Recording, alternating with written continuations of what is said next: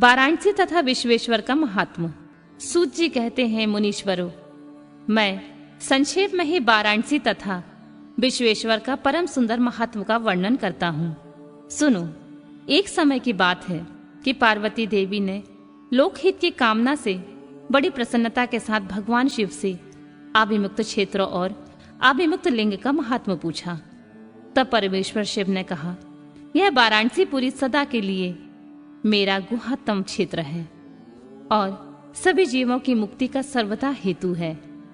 इस क्षेत्र में सिद्धगण सदा मेरे व्रत का आश्रय ले नाना प्रकार के वेश धारण किए हुए मेरे लोक को पाने की इच्छा रखकर जितात्मा और जितेंद्र हो नित्य महायोग का अभ्यास करते हैं। उस उत्तम महायोग का नाम है पाशुपत योग। उसका श्रुतियों द्वारा प्रतिपादन हुआ है। वह भोग और मोक्ष रूप से फल प्रदान करने वाला है। महेश्वरी, वाराणसीपुरी में निवास करना मुझे सदा अच्छा लगता है, जिस कारण से मैं सब कुछ छोड़कर काशी में रहता हूँ। उसे बताता हूँ, सुनो। जो मेरा भक्त तथा मेरे तत्व का ज्ञानी है, वे दोनों अवश्य ही मोक्ष के भागी होते हैं। उसके लिए तीर्थ की अपेक्षा नहीं है।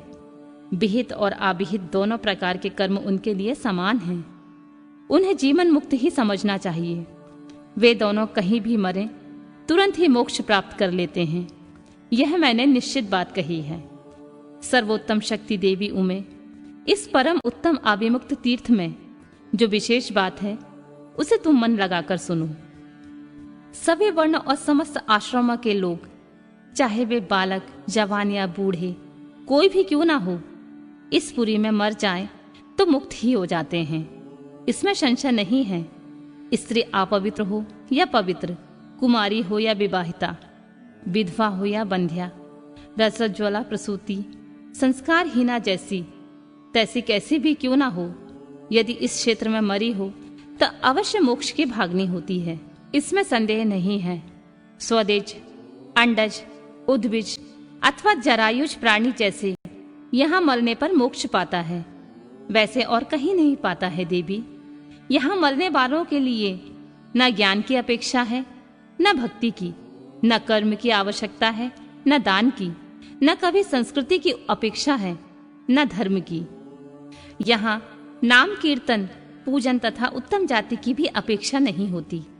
जो मनुष्य मेरे इस मोक्षदायक क्षेत्र में निवास करता है, वह चाहे जैसे भी मरे, उसके लिए मोक्ष की प्राप्ति सुनिश्चित है। प्रिय, मेरा यह दिव्यपुर गुहा से भी गुहातर है। ब्रह्मा आदि देवता भी इसके महात्म को नहीं जानते। इसलिए यह महान क्षेत्र अविमुक्त नाम से प्रसिद्ध है, क्योंकि नैमिष आदि सभी तीर्थों में यह श्रेष्ठ है। यह मरने पर अवश्य मोक्ष देने वाला है। धर्म का सार सत्य है, मोक्ष का सार समता है, तथा समस्त क्षेत्रों एवं तीर्थों का सार यह अविमुक्त तीर्थ है। ऐसे विद्वानों की मान्यता है। इच्छा अनुसार भोजन, शयन, क्रीड़ा तथा विविध कर्मों का अनुष्ठान करता हुआ भी मनुष्य यदि इस अविमुक्त क्षेत्र में प्राणों का परित्याग करता है तो उसे मोक्ष मिल जाता है। जिसका चित्त विषयों में आसक्त है और जिसने धर्म की रुचि त्याग दी है, वह भी यदि इस क्षेत्र में मृत्यु को प्राप्त होता है तो पुनः संसार बंधन में नहीं पड़ता। फिर जो ममता से रहित, धीर, सत्वगुणी, दंभहीन, कर्मकुशल और कर्तापन के अभिमान से रहित होने के कारण किसी भी कर्म को आरंभ न करने वाले हैं, उनकी तो बात ही क्या, वे सब मुझ में ही स्थित हैं। इस काशीपुरी में शिव भक्तों द्वारा अनेक शिवलिंग के स्थापित किए गए हैं। पार्वती, वे संपूर्ण अभीष्ट को देने वाले तथा मोक्षदायक हैं। चारों दिशाओं में 5-5 कोस फैला हुआ यह क्षेत्र अविमुक्त कहा गया है। वह सब ओर से मोक्षदायक है। जीव को मृत्यु काल में यह क्षेत्र उपलब्ध हो जाए तो उसे अवश्य मोक्ष की प्राप्ति होती है। यदि निष्पाप मनुष्य काशी में मरे तो उसका तत्काल मोक्ष हो जाता है। जो पापी मनुष्य मरता है वह काय विहू को प्राप्त होता है। उससे पहले यातना का अनुभव करके ही पीछे मोक्ष की प्राप्ति होती है। सुंदरी, जो इस अविमुक्त क्षेत्र का पातक करता है, वह हजारों वर्षों तक भैरवी यातना पाकर पाप का फल भोगने के पश्चात ही मोक्ष पाता है। शतकोटि कल्पों में भी अपने किए हुए कर्म का क्षय नहीं होता है। जीव को अपने द्वारा किए गए शुभाशुभ कर्म का फल अवश्य ही भोगना पड़ता है। केवल अशुभ कर्म नरक देने वाला होता है। केवल शुभ कर्म ही स्वर्ग की प्राप्ति कराने वाला होता है तथा शुभ और अशुभ दोनों कर्मों से मनुष्य योनि की प्राप्ति बताई गई है।